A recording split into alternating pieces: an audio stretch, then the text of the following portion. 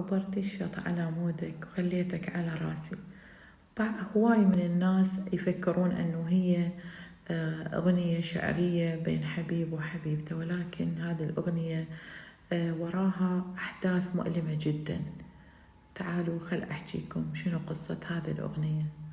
كانت في بعض القرى القريبة على نهر دجلة تعاني من الفيضانات، فهواي من القرى يموتون بسبب الفيضانات. فبهذه الأوقات اللي بيها صارت الفيضانات، وحدة من الأرامل كان عندها فقط ولد، فطفل صغير، فأخذته وعبرت على الضفة الثانية.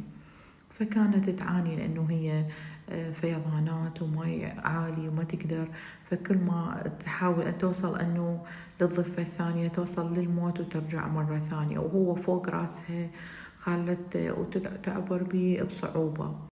طبعا نجحت هذه الامرأة أنه تنجح هي وابنها من الغرق وتعيش.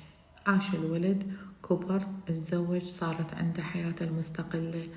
بعدها اجت زوجته قالت له لازم نتخلى عن أمك.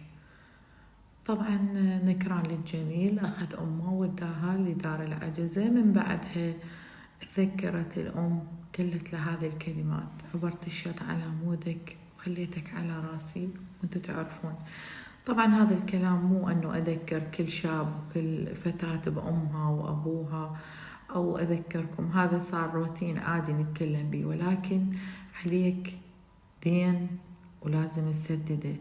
أعرف أنه أهلك ما وصلوك للضفة الثانية بسهولة، أكيد عانوا وتعبوا ولحد ما وصلت اللي أنت بيه، فهذا الدين لازم ترجعه.